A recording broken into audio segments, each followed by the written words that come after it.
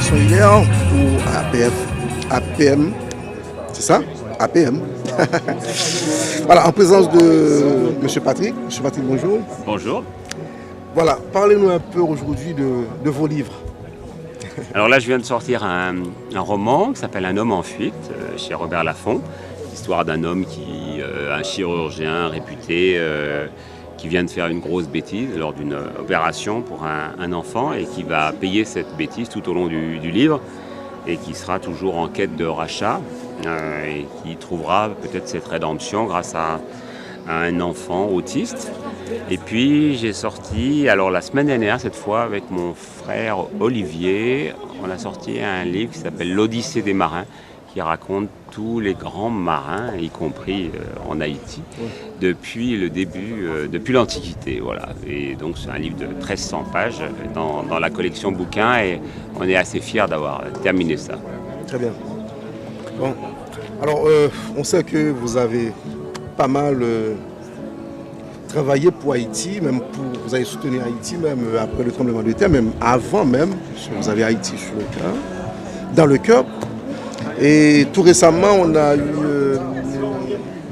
l'écrivain Dany Laferrière, qui est entré à l'Académie française et qui a reçu l'épée de Montesquieu, c'est ça? Voilà. Je ne sais pas quel... moi, ça m'a fait super plaisir, parce que Dany Laferrière, c'est quelqu'un qui a un imaginaire invraisemblable.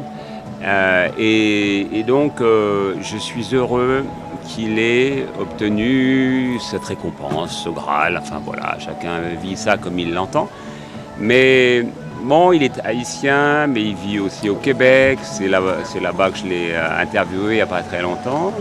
Et avec mon frère Olivier, on avait fait toute une collection aussi pour Arte sur un pays raconté par ses écrivains. Et on a fait notamment Haïti avec Dany Laferrière et avec Lionel Trouillot et un très grand nombre de grands auteurs, parce qu'il y a un nombre invraisemblable de romanciers, d'essayistes en Haïti, pour un pays qui est quand même si petit. C'est extraordinaire de voir comment il rayonne. Et maintenant, le voilà qui rayonne jusqu'à l'Académie française. Il est différent que... Ce sont des styles très flamboyants pour la plupart d'entre eux. Alors chacun a son univers, bien entendu. Aimé Césaire un peu? Non, on ne peut pas comparer, mais je dirais qu'assez souvent, on est plus près de Garcia Marquez que de nos littératures européennes. Et puis, il n'y a pas de... Voilà, tout le monde se... Il n'y a pas de limite. Il n'y a pas de limite. On y parle de manière assez crue du sexe, on y parle de manière assez crue du sang, de tout, quoi. Enfin, ça ressemble à cette marmite bouillonnante qui est Haïti. Et quand vous écrivez un livre, vous faites du repérage ou comment c'est vraiment... Enfin, ça dépend. Non, ça dépend. Là, vous voyez, j'ai écrit mon dernier livre, donc ce roman, il se situe dans la région de Tours et je l'ai écrit sans avoir fait un repérage particulier, mais ça dépend des livres, ça dépend. Profite encore une question peut-être. La dernière question, c'est que votre livre touche quel public? Normalement, le principe d'un livre, c'est que ça doit pouvoir être lu par tout le monde. Donc moi, j'aime bien être lu par le plus grand nombre. Et puis, je vais avoir un petit mot au passage pour Nation, justement, parce que je sais que tout à l'heure, il va reprendre sa pompe à essence.